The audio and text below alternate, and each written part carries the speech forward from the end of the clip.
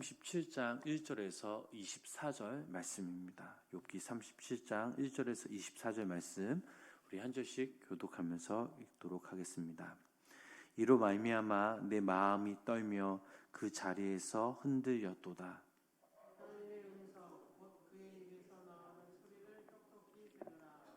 그 소리를 천하에 펼치시며 번갯불을 땅끝까지 이르게 하시고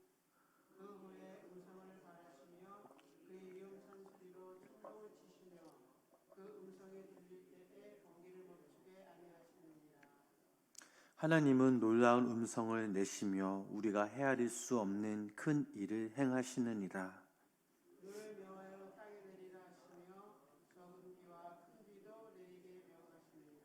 그가 모든 사람의 손에 표를 주시어 모든 사람이 그가 지으신 것을 알게 하려 하심이라.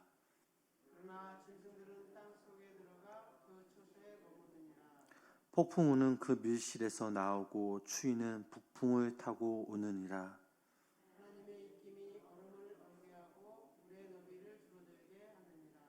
또한 그는 구름에 습기를 실으시고 그의 번개로 구름을 흩어지게 하시느니라.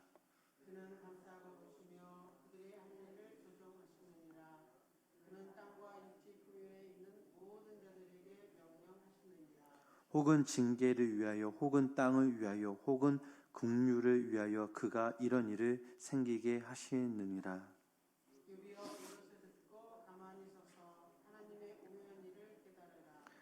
하나님이 이런 것들에게 명령하셔서 그 구름의 번개로 번쩍거리게 하시는 것을 그대가 아느냐?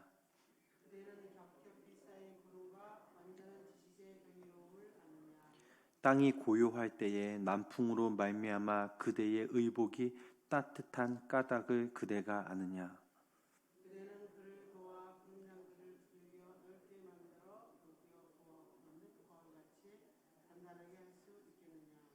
우리가 그에게 할 말을 그대는 우리에게 가르치라. 우리는 아둔하여 아뢰지 못하겠노라.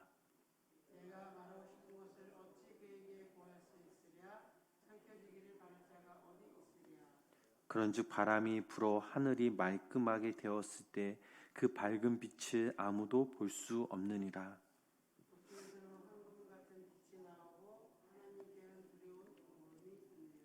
전능자를 우리가 찾을 수 없나니 그는 권능이 지극히 크사 정의나 무한한 공의를 굽히지 아니하심이니라. 모든 자를 무시하느니라. 아멘. 오늘도 하나님의 그런 살아계심과 은혜와 역사가 우리 성도님들 삶 가운데 함께 하시길 주님의 이름으로 간절히 축원합니다. 오늘 본문은 고난 속에 있었던 욥에게 그의 새 친구들처럼 단순히 인과응보의 차원이 아닌 하나님의 교육 차원에서 바라보며 다가왔던 제3의 인물 엘리후의 욥을 향한 그런 이야기의 마지막 부분입니다. 엘리후가 지적한 잘못은 하나님께서 영적인 그런 유익을 위해 그를 고난 속에 있게 하셨는데 욥은 그것을 믿지 못하고 기다리지 못하고 오히려 자신의 그 결백을 주장하는 그 과정에서 의로우신 그 하나님을 부당하다고 정죄했던 그런 점이었습니다.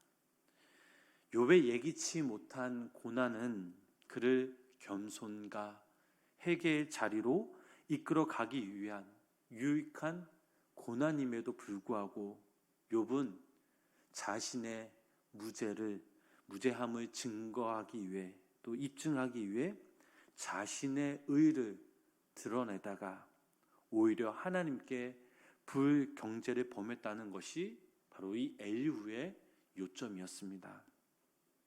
하지만 우리는 어제 이 말씀을 통해 욥에게 찾아온 그 고난의 출발점은 하나님이 아니라 사탄이었으며 하나님께서 그것을 방임하신 것이 아니라 오히려 욥을 하나님의 자부심으로 믿고 더 나아가 욥을 당신의 종 욥으로 인정하고 계심을 보여주시기 위한 영광스러운 그 자리로의 초대 과정임을 우리는 어제 살펴보았습니다. 욥은 믿음의 사람이었습니다. 예상치 못한 고난을 만난 이 욥은 처음에는 훌륭하게 반응했죠.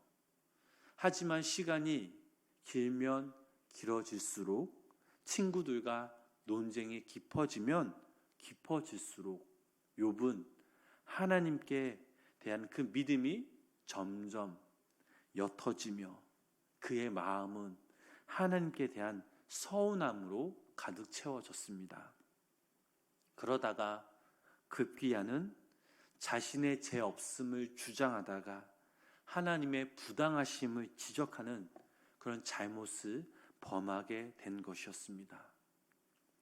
사실 욥이 그런 모습을 보이게 되는 데는 친구들의 영향이 참 컸죠.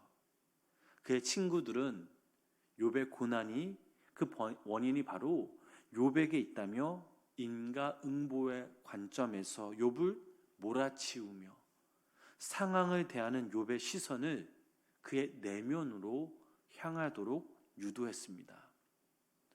그에 따라 초기에는 고난 속에서도 하나님의 주권을 인정해 드리며 시선을 위로 고정했던 그 욥은 점점 시간이 지나면 지나갈수록 그의 시선을 아래 자리에, 즉 자신의 내면으로 향하게 되었습니다.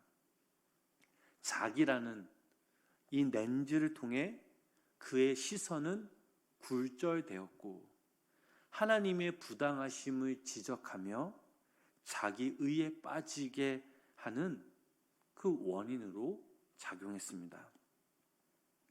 그런 욥을 바라보던 엘리후는 욥에게 오늘 본문 말씀을 통해 그가 겪고 있는 고난에 대한 바른 해석을 위한 단초를 제공합니다. 물론 욥의 고난을 대하는 엘리후의 관점은 하나님과 일면 다릅니다. 하지만 그럼에도 불구하고 결과적으로 오늘 엘리후는 고난의 상황에 있던 욥에게 간접적인 해결 방안을 제시해 주고 있습니다. 그것은 바로 하나님이 어떤 분이신지를 재인식하는 것이었습니다. 그를 통해 자기 의라는 이 틀은 깨어지게 마련이고 새로운 신앙의 지평이 열리게 되기 때문입니다. 그를 위해 엘리후는 36장 24절부터 또한 37장 내용 전체에 걸쳐 하나님께서 창조하신 자연세계, 곧 천둥, 번개, 눈, 이 비 등과 같은 하나님의 그 피조물들을 사용하고 있습니다. 하나님께서는 인간의 제한된 지식으로는 결코 이해할 수 없는 전능하심으로 자연세계를 창조하셨고 또한 그 세계를 운행해 오고 계신 분이었습니다. 그러기에 현재 욥이 겪고 있는 이 고난은 욥 자신의 제한된 지식으로는 결코 이해할 수 없지만 분명 전지전능하신 그 하나님의 섭리 가운데 오묘하신 뜻을 담고 있다라는 것이 바로 엘리후의 주장이었습니다. 엘리후는 오늘 본문 14절 말씀을 통해 욥에게 이렇게 이야기하고 있습니다. 우리 본문 14절 말씀 우리 함께 읽어보시겠습니다. 욥이여 이것을 듣고 가만히 서서 하나님의 오묘한 일을 깨달으라. 엘리후의 입장에서 욥이 할 수 있는 최선책은 자연세계 현상을 바라보며 그 모든 것을 주관하고 계신 하나님의 권능과 능력을 생각함으로 하나님이 누구이신지를 다시금 인식하는 것이었습니다. 그를 통해 제한된 틀에서 하나님의 공의를 판단함으로 오히려 부당하고 하나님께 변론하였던 욥이 의로우신 하나님 앞에서 바로 자신의 잘못을 회개하는 것이었습니다. 앞서 말씀드렸던 것처럼 오늘 욥이 겪고 있는 이 상황은 그의 새 친구의 주장처럼 인과응보의 결과도 아니요, 또 엘리후의 주장처럼 교육적 차원도 아니었습니다. 욥이 하나님의 종임을 인정해 주시며 믿어 주셨던 하나님께서 역으로 욥에게 그 사실을 재인식혀 주는 바로 영광의 그 자리에 바로 초대 과정이었습니다. 하지만 욥은 친구들과의 그 논쟁에 휘말리면서 고난 초기 위로 향하고 있던 시선이 자신과 자신 내부의 문제로 초점이 옮겨지면서 자신의 좁은 틀에서 하나님을 판단하는 그런 잘못을 범했던 것이었습니다. 그런 상황 속에 엘리후는 비록 욥이 고난에 대한 해석의 관점은 다르지만 욥에게 바로 이 자연 세계를 창조하시고 운행하고 계신 하나님의 위대하심과 크신 권능을 바라보므로 바로 위로의 시선을 회복하라고 욥에게 지금 권면하고 있습니다. 하나님께서 우리 인간에게 당신 그 자신을 보여주시는 것을 우리는 계시라고 하죠. 계시에는 일반적인 계시와 특별 계시가 있는데, 일반 계시에는 인간에게 구술적인 전달 형식으로 오는 것이 아니라 자연과 역사, 인간의 본성을 통해 하나님께서 당신을 표현하는 것입니다. 대표적인 것이 바로 오늘 본문 말씀에 등장하는 내용처럼 창조하신 자연의 섭리 속에서 당신이 어떤 분이신지를 하나님께서 드러내 보여주시는 것입니다. 더불어 특별 계시의 대표적인 예는 바로 우리가 너무나도 잘 알고 있는 바로 하나님의 말씀인 바로 이 성경이죠. 사실 우리는 하나님께서 당신이 누구신지를 너무나도 세세하게 보여주시고 알려주시는 이 특별 계신 성경을 곁에 놓고 살면서도 뜻하지도 않은 그 고난을 만나게 되면 너무나도 당황하곤 하죠.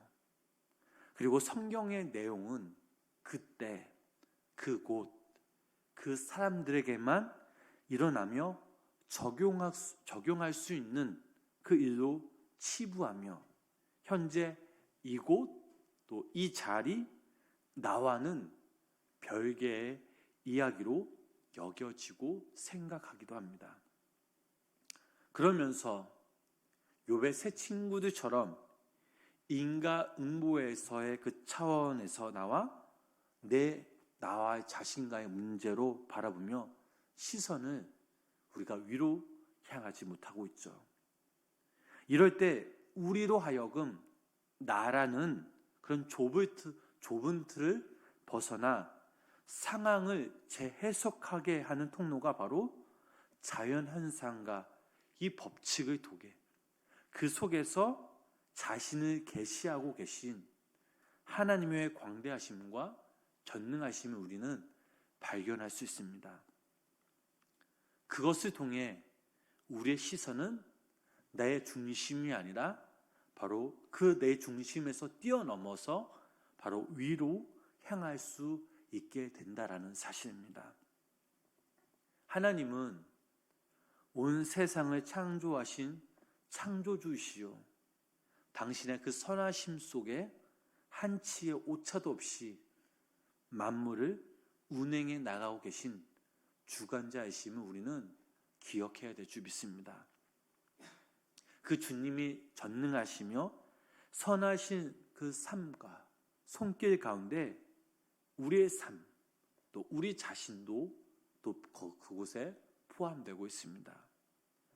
그 자리에 마치 욥처럼 예기치 않은 고난에 처하게 될 때 그 책임을 우리 자신이나 하나님께 돌리는 그런 영적 어리석음을 범하지 않기 위한 방법은 그 자연의 그 섭리 속에서 하나님의 그 전능하심과 위대하심, 그리고 측량 못할 하나님의 지혜를 우리는 발견할 수 있어야 합니다. 오늘 주님이 우리들에게 말씀하고 계십니다. 들의 백합화가 어떻게 자라는가 생각하여 보라. 수고도 아니하고 길쌈도 아니하느니라. 공중의 새를 보라. 심지도 않고 거두시도 않고 창고에 모아들어지도 아니하되 너희 하늘 아버지께서 기르시나니 너희는 이것들보다 귀하지 아니하냐.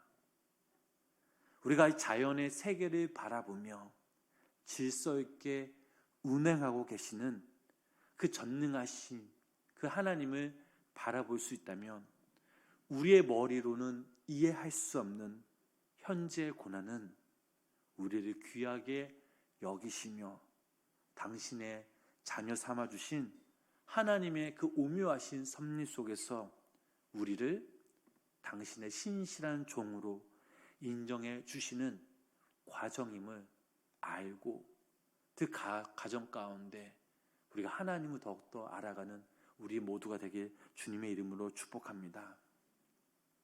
사랑하는 우리 성도 여러분, 오늘 우리의 삶이 비록 힘들고 고단할지라도 자연을 한치의 오차도 없이 주관하시는 그 하나님께서 바로 오늘 이 시간 그리고 오늘 하루 나의 상황 동안 붙들고 계신다는 그 사실을 잊지 않으심으로 결코 낭망하지 않으시는 우리 성도님들의 삶이 되시길 주님의 이름으로 축복합니다.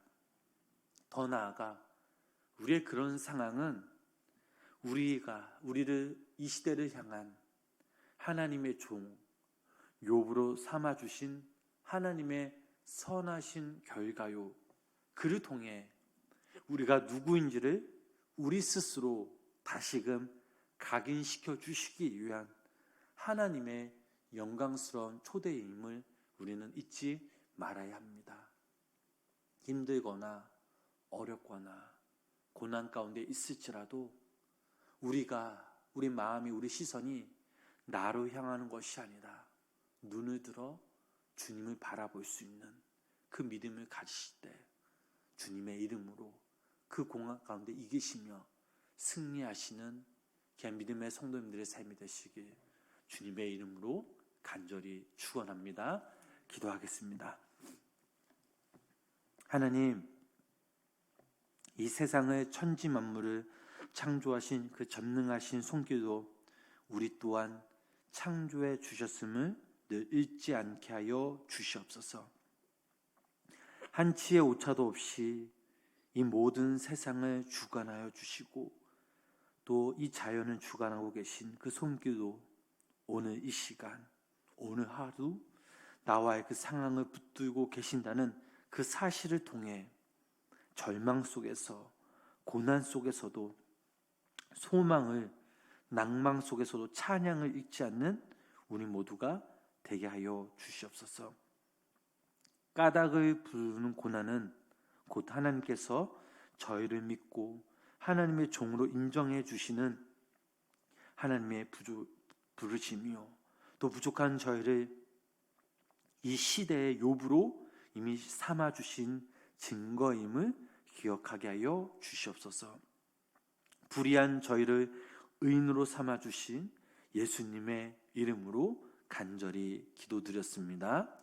아멘.